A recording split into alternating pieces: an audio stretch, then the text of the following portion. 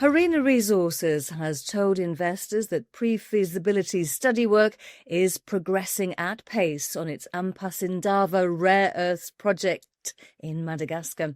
It says initial work on the mining plan is well advanced, and to get some context, I'm delighted to be joined by the Chief Executive, Joe Belladonna. So, Joe, the pre-feasibility study is on track for submission in the next quarter, Q3, so completion getting closer. What approach are you taking to complete the PFS? Because I'm wanting to know what sections do you have and which ones are requiring completion.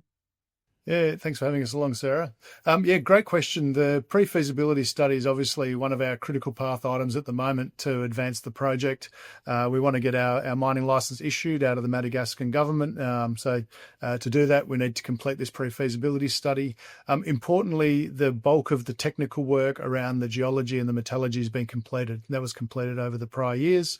So there's been US $20 million spent on this project historically through the through geology and metallurgy, all of the exploration work. So those pieces of work are complete and ready to go. Now, the three key components of the study, or the three sections that we're really working on at the moment, is firstly the mine plan. So where we're actually going to mine, how we're going to mine, the loading distances and the likes. So some of that more technical data. So once we've got that mine plan, that then feeds into a cost study. So we would be able to calculate the operating costs and the capital costs for the project, and also feeds into the logistics study. How do we get things into site? How do we get things out of site? So those three key pieces of work, they're not, like I said, they're not heavy technical. They're more desktop style pieces of work that need to be completed because that geology metallurgy work has been done in the past. So we are very hopeful we can complete that pretty expeditiously at the moment and get that into the government in that third quarter of this year. Okay, so talking about the government, how would you describe Madagascar as a mining jurisdiction in terms of governance, government, and available talent to help you with the project? Yeah, it's always interesting. People don't sometimes know very much about Madagascar and its history and its mining history, and it has quite a strong and long mining history. There are companies like Rio Tinto and Sumitomo that are there. Rio's got a large ilmenite mine, and Sumitomo runs the Ampasindava nickel operation there, which are two large scale operations that have been there for a long period of time. So there is a long history there with large scale companies, and importantly, when we talk about talent, the ability for those bigger companies to invest in local communities and invest in education and upskilling people in the jurisdiction has been really strong, to the point I actually had a call from a recruiter that was looking at placing expats into Madagascar, who actually said to me he's now starting to place Madagascans as expats into other jurisdictions because they've been so well trained by the Rio Tintos and the Sumitomos of the world in hydrometallurgy, nickel processing and mineral sands. So there's actually quite a talent pool there, and we quite regularly see inbound approaches from people that want to come and actually work for us because they're aware of the project and aware of the opportunity. And look, the government itself, just to finish that off, the new mining code came in 2023. That was promulgated over the last year, and we're really now seeing the machinery of government get to work. They're issuing licenses. We've seen multiple licenses issued this year for people to start to actually develop new mining operations and start new operations. And we're hoping that we can ride onto that wave of work that's being done and get our license issued as quickly as we can as well. Okay, so great about the talent pool, great about the mining code, but infrastructure, Joe, might be an issue. How will you overcome the bottleneck that I understand is logistics and underdeveloped road transport system in Madagascar? Yeah, look, it is a developing nation, so some of these challenges will be encountered by in operating in that jurisdiction. Fortunately for Ampasindava, it's on the coast, so it's in the northwest coastal district of the island. So importantly, we would anticipate that the majority of our logistics will actually be ocean based, so we won't be reliant on roads or rails as such. We should be able to use most of our kit will come in 20 to 40 foot sea containers, and we'll be able to crane them on and off of barges at the site.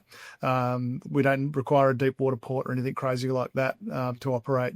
out at Ampasindava. So fortunately, we won't be beholden to the road network that's in country at the moment, or be required to create a large-scale road piece of infrastructure ourselves.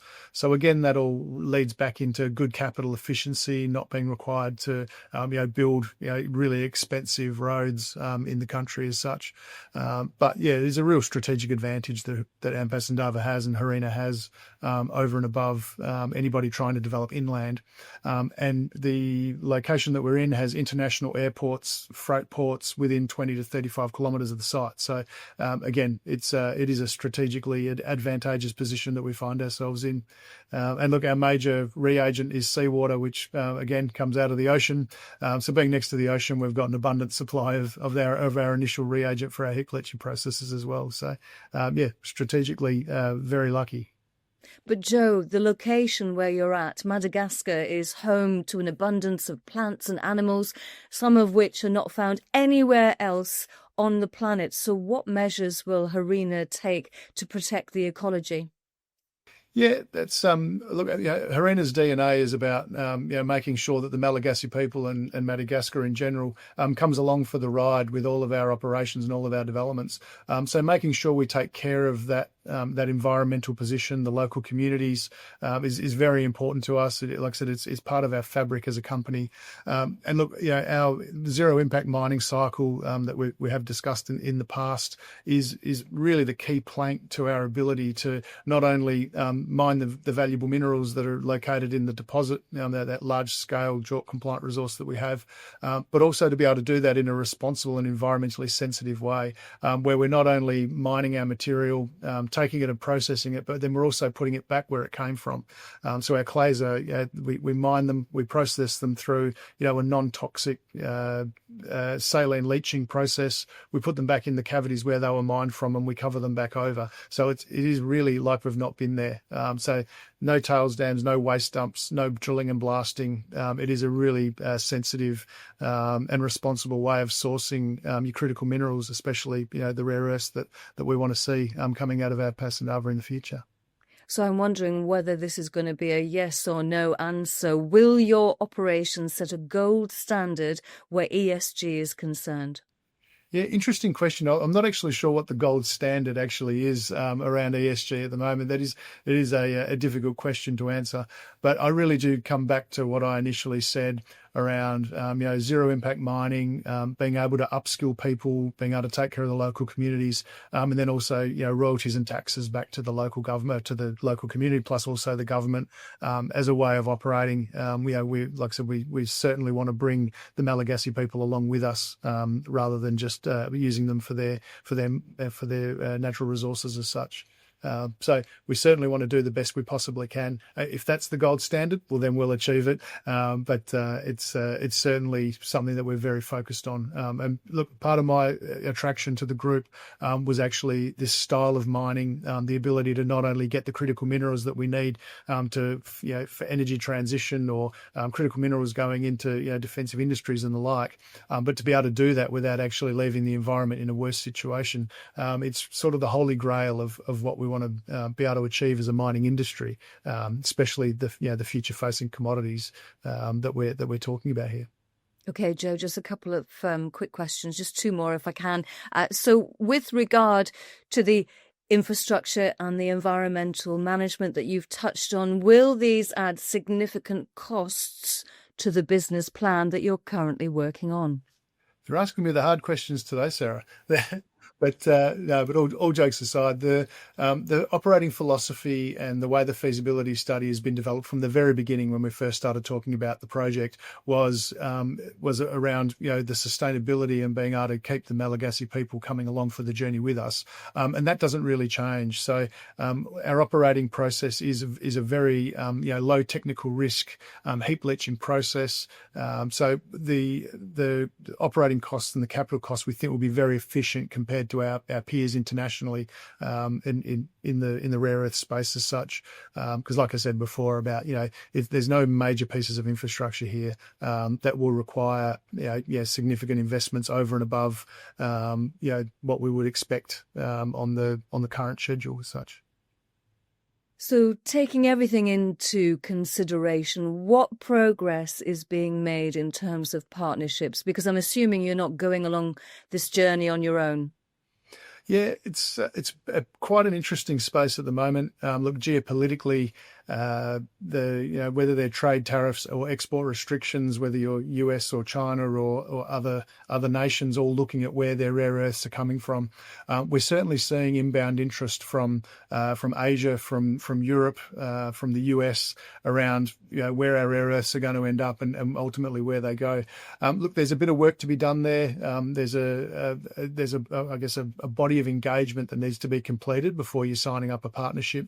Obviously, we've already had some offtake interest with our non-binding term sheet with United Rare Earths, so out of the US. So certainly the people are starting to make their moves, and we are seeing companies now receiving letters of interest and letters of intent from the various export banks and the likes to move these projects forward as quickly as we can. And like we've said, we're working on the feasibility study at pace.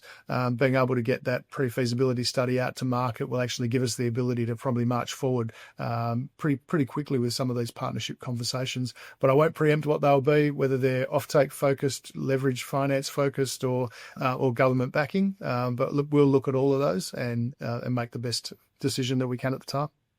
Many thanks. You've given me so much there. I really appreciate it. Joe Belladonna, Chief Executive of Harena Resources. Thank you very much indeed.